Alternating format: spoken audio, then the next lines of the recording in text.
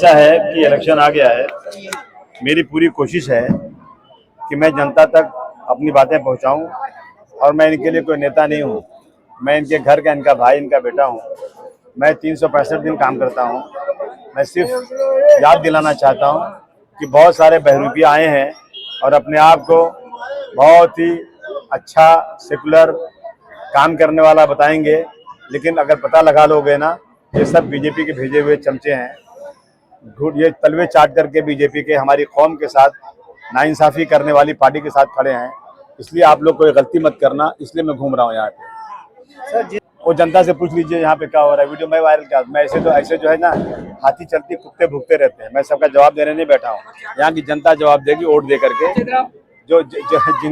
जिनके घर में ड्रग का काम होता हो, जिनका दामाद खुद ड्रग का काम करता हो, और कोर्ट में यह है कि ये जो है इतना ज्यादा काम, जैसे वड़ा पाव बिकता है ना, उसी तरह ड्रग बेचना चाहते हैं। ये कोर्ट में प्रूफ है।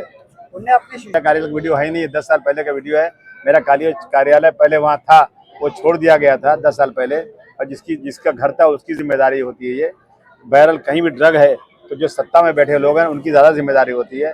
मिनिस्टर रह के, एमएलए रह के, सत्ता में रहने के बाद भी अगर पुलिस के साथ कुछ दबाव डाल के नहीं खत्म कर सकता तो मुझे क्यों बोलते हैं ये बात। डेवलपमेंट के हमारे मुद्दे, हमारे पास फालतू टाइम वेस्ट करने का नहीं है।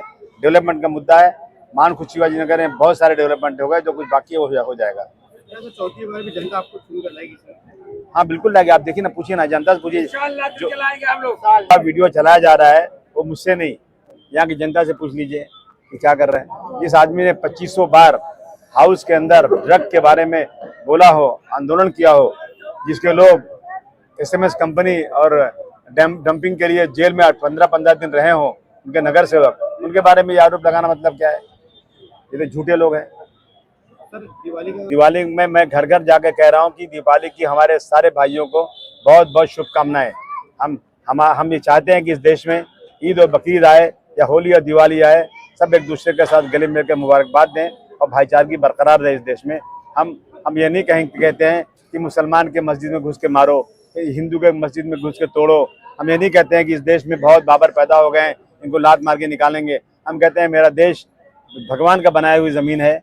कोई कहीं का भी आ जाए उसके साथ अन्याय मत करो। अगर कोई बाहर का भी आ गया है तो उसको प्यार से खाना खिलाओ, उनकी एम्बेसी को बुलाकर उनके हवाले कर दो, लेकिन जानवरों जैसा सलूक किसी को करने की जरूरत नहीं। यही देश था जो बांग्लादेश हो, पाकिस्तान हो, अफगानिस्तान हो, सब एक ही था ना, एक ही था। और आज अलग हो गया तो क्या मतलब? जमीन बांटने से आदमी के दिल नहीं बढ़ जाते?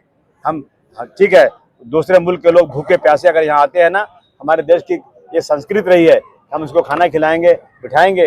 और मेरे देश में तकलीफ है तो मैं उनके एम्बेसी को बुलाकर उनके हवाले कर दूंगा। देखिए, मैं सबसे पहले यहाँ मान खुर्द शिवाजी नगर की जनता से ये अनुरोध करना चाहता हूँ, बताना चाहता हूँ, और सबको जानकारी है कि आदरणीय अबू आसिम आजमी साहब मान खुर्द शिवाजी नगर मुंबई महाराष्ट्र के बस नेता नहीं हैं, वो पूरे देश के नेता हैं।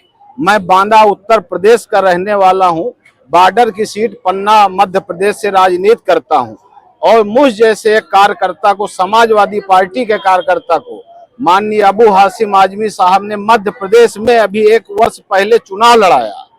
तो मेरे साथियों, वो बहुत ही अच्छे व्यक्ति हैं, बहुत ही अच्छे लीडर हैं। जब इतनी दूर हम लोग उनके समर्थक हैं, आज यहाँ बहुत सारे लोग आए हुए हैं और समाजवादी पार्टी की तरफ से यहाँ काम कर रहे हैं, तो किसी के बहकावे में ना करके वोटों का बंटवारा मत करें और आदरणीय आजमी साहब को भारी बहुमत से वोट देकर 20 तारीख को यहाँ का विधायक बनाएं। ये मैं यहाँ की जनता से अपील करता हूँ।